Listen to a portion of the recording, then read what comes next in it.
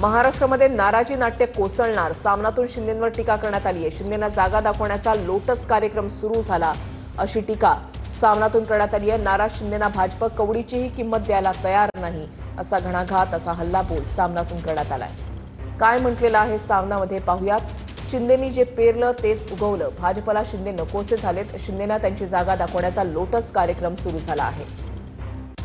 रवींद्र चव्हाणांनी मोठी रक्कम देऊन आमची माणसं फोडली, या तक्रारीवर अमित शहांना हसू आवरलं नाही। जे शिंदे स्वतःच फुटले त्यांनी माणसं फोडण्यावर चिंता व्यक्त करावी, हा मोठा विरोध आहे। नाराजी नाट्याचा तिसरा अंक आता सुरू झाला आणि हा अंक संपवणारी घंटा वाजत आहे। नाराज शिंदे यांना भाजप कवडीची किंमत द्यायला तयार नाही, नाराजीचं महानाट्य कोसळून पडणार हे नक्की आहे।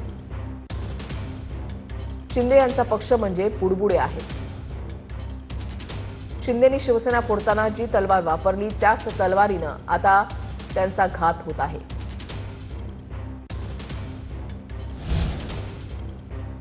पुढच्या बातमीकडे वळूयात। गोगावलेंना काय बोलायचं ते बोलू द्या, मी लक्ष देत नाही असं सुनील तटकरेंनी म्हटलंय। 40 वर्षांपासून मी टीका झेलत रायगडमध्ये काम करतोय असं सुनील तटकरेंनी म्हटलंय।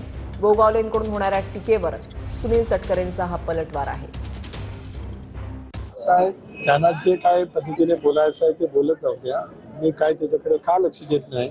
40 वर्ष ही टीका अंगावर झेलत मी त्या ठिकाणी काम करतो आहे, तरी रायगडच्या जनतेने मला 5 वेळा आमदार केलं। मी जिल्हा परिषद अध्यक्ष राहिलो 92 साली, 2 वेळेला लोकसभेला निवडून आलो। त्या दोन्ही वेळच्या निवडणुका ह्या वेगवेगळ्या पातळीवरती होत्या। 19ला मी ज्यावेळेला लढलो त्यावेळेला इंडियाच्या विरोधामध्ये लढलो, त्यावेळेला मी निवडून आलो। यावेळेला मी इंडियाच्या बाजूने लढलो, त्यावेळेला राज्यभरामध्ये महाविकास आघाडीला यश मिळालं। याचा अर्थ आहे की रायगडच्या जनतेला माझ्यासारखा काम करणारा कार्यकर्ता भावतो आहे।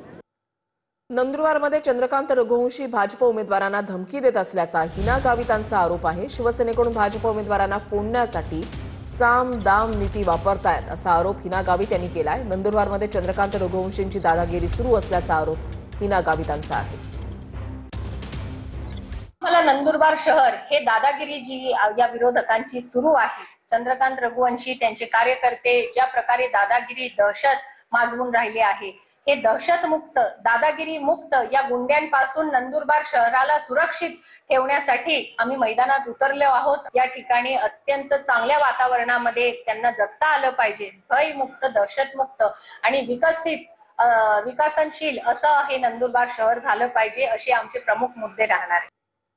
पिंपरी चिंचवडमध्ये मतदार यादीमध्ये घोळ असल्याचं समोर आलंय। माजी नगरसेवकांसह 1261 मतदारांची नावं गायब आहेत। प्रभाग क्रमांक 12 मधील प्रकार हा समोर आलेला आहे।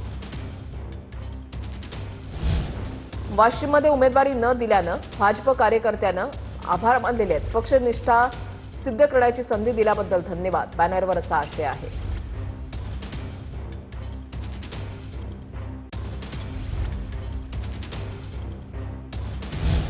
पुण्यामध्ये जंगली महाराज रोड गोखले रोडवर अतिक्रमणाची कारवाई करण्यात आलेली आहे। 50 पेक्षा अधिक दुकानांवर पुणे पालिकेनं ही कारवाई केलेली आहे। या ठिकाणी अतिक्रमण करण्यात आलेलं होतं आणि अतिक्रमण विरोधी पथकाकडून ही कारवाई करण्यात आली आहे। अनैतिक संबंधाच्या संशयातून चुलत भावाची हत्या करण्यात आली आहे। भारतीय विद्यापीठ पोलिसात गुन्हा दाखल करण्यात आला आणि आरोपीला अटक करण्यात आलेली आहे।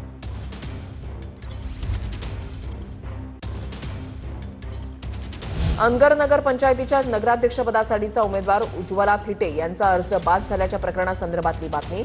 उज्ज्वला थिटेंच्या याचिकेवर 24 नोव्हेंबरला सुनावणी होणार आहे। सूचकाची सही नसल्यानं उज्ज्वला थिटे यांचा अनगर नगराध्यक्षपदाचा अर्ज हा अपात्र ठरवण्यात आला होता। निवडणूक अपिलावर 24 नोव्हेंबर रोजी सोलापूर जिल्हा न्यायालयामध्ये सुनावणी पार पडणार आहे। ठाण्यामध्ये ठाकरेंच्या सेनेच्या माजी नगरसेवकाचं नाव मतदार यादीतून गायब झालंय। 3 टर्म नगरसेवक राहिलेल्या सुधीर भगत यांचं नाव मतदार यादीमधून वगळलेलं आहे। सुधीर भगत यांनी प्रशासनावर गंभीर आरोप करत खापर फोडलेला आहे। माझ्या सेम नावाचे सुधीर रामचंद्र भगत जे इथे राहत नाहीत, जे अलिबागला राहतात, त्यांच्या नावाने फॉर्म 7 भरून माझं नाव मतदार यादीतून वगळण्यात आलं। वगळण्याचं कारण म्हणजे ह्यांनी फॉर्म भरून दिला होता का 2 नावं आहेत म्हणून वगळण्यात आलं। माझा मतदारांचा अधिकार हा काढून घेण्याचा अधिकार हा कोणालाच नाही। माझी या माध्यमातून जे कोणी अधिकारी असतील त्यांना नम्र विनंती आहे की ते नाव जसं आहे तसं व्यवहार करून मला जी योग्य परवानगी असते ती देण्यात यावी। मुंबई महापालिकेमधील प्रारूप मतदार याद्यांवर आदित्य ठाकरेंनी आक्षेप घेतलेला आहे. मुंबई जिंकण्यासाठी मतदार यादीमध्ये गोंधळ केल्याचा आरोप आदित्य ठाकरेंनी केलाय. तर मतदार यादीमध्ये घोळ नाही, आदित्य ठाकरेंच्या डोक्यामध्ये घोळ असल्याची टीका भाजपच्या नवनाथ बन यांनी केली आहे.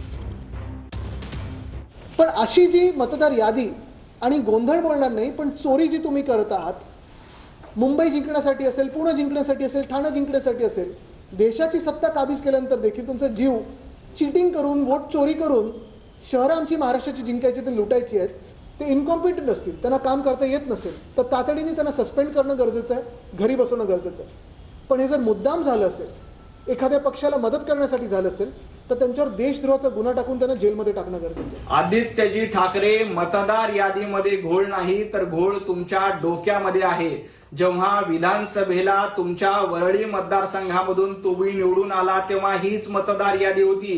लोकसभेला 48 पैकी 30 खासदार निवडून आणले तेव्हा अशीच मतदार यादी होती. तर तुम्ही त्याबद्दल रीतसर तक्रार करायला हवी, परंतु तक्रार न करता माध्यमांसोबत रडारड करणं हे बंद करा.